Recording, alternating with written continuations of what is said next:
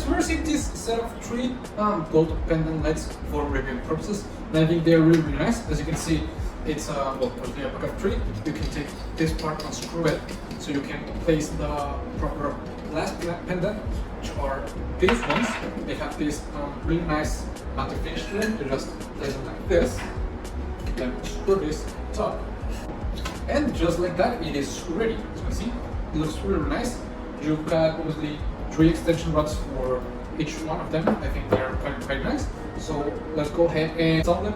I'm gonna use just 2 of them, but I mean it's a really nice package of 3 pendant lights. So let's go.